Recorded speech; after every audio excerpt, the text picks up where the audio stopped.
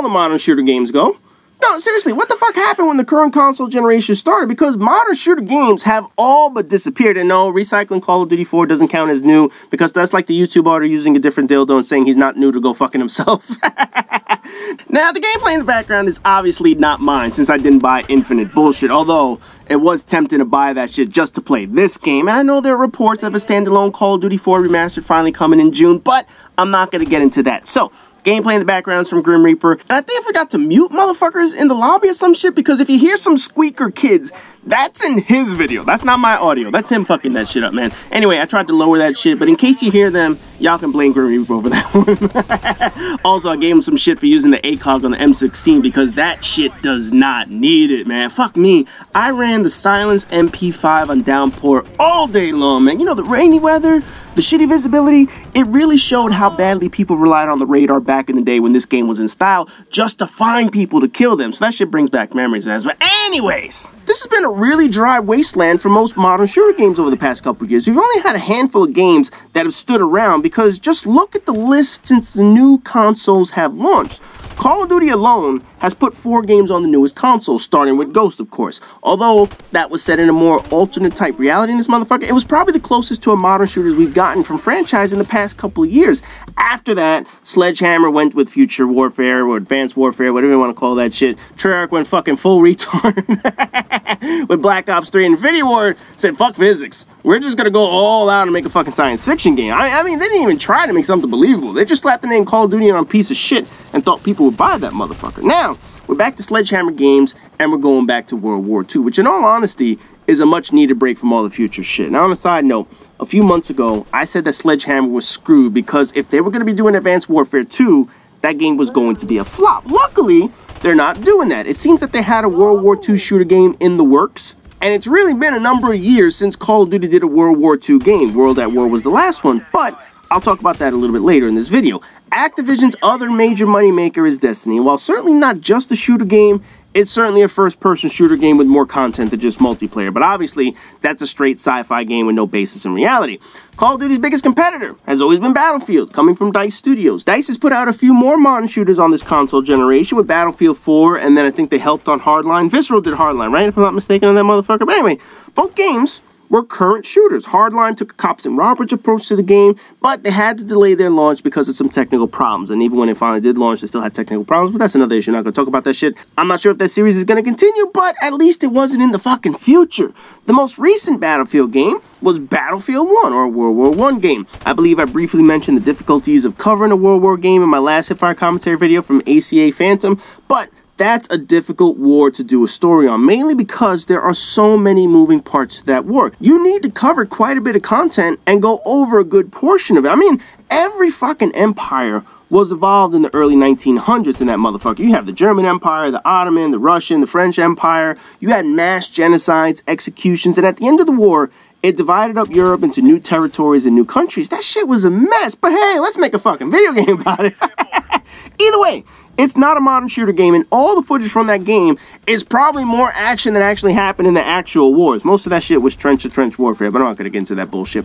Now, in addition to Battlefield, DICE also is working on the Star Wars Battlefront series. They started with the initial one, and now it looks like Battlefront 2 is going to be coming out. Clearly, another sci-fi franchise. Moving over to EA's other big shooter title, we have Titanfall, which I think has been nothing short of a fucking failure due to EA's bad decisions. Maybe down the road I'll do a rant about that motherfucker, and I could probably talk about Titanfall again, but it's still a future shooter. And if EA makes a third game, it will remain a sci-fi shooter. Then you come to Ubisoft, who have really tried to roll out different products as of late. You know, Rainbow Six Siege was a pretty good idea. I thought it had a unique concept that we really don't see very often nowadays. You know, we don't see hostage games as opposed to like the big scaling wars and military games. So this was a pretty damn good idea for a game. They also have some more of the open world type co-op games with The Division, and I believe Ghost Recon Wildlands was the most recent one. Although these are certainly not your typical player versus player shooter games, they were relatively modern takes on a game. You know, Division has that fucked up player versus environment shit. Oh, the fucking Dark Zone.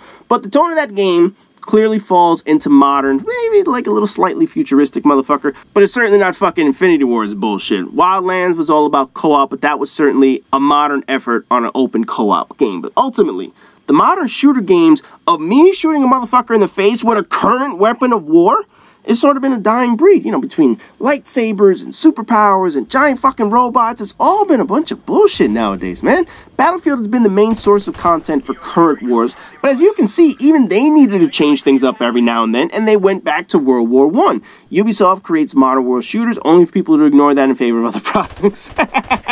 Sorry, Ubisoft, that's just the reality of this motherfucker. And now we have Sledgehammer coming out with a World War II game because they want to bring the franchise back to their roots. I get it. I understand why developers avoid current shooters nowadays, and there are two main reasons why they avoid it.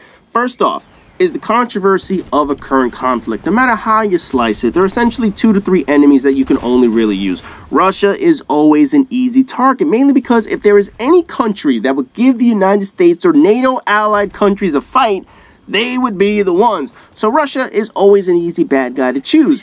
Terrorists, another source of contention. But then again, how would you portray that in a campaign or multiplayer? They won't have access to AC-130s or fighter jets, so it'll relatively be a one-sided fight with the exception of like suicide bombs, and you're not going to use that in a multiplayer game.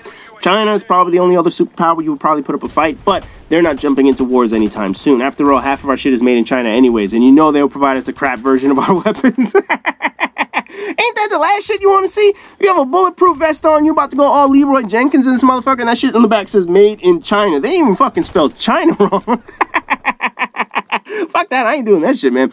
Anyways, getting back to the point, no matter who you pick as the global enemy, it's not going to work from a public relations standpoint unless you want to make Trump the enemy, and that works for everybody. But essentially, the second reason why we don't see modern shooters too often is the scope of creativity is a bit limited. While this coincides with the fact that a current enemy is an unrealistic plot point per se, the people who make the games want a bit of creativity for the designs. You know, futuristic games provide that. Because think about it, it's the closest thing to superheroes and comic book style games that they'll be able to do because current technology just isn't there yet.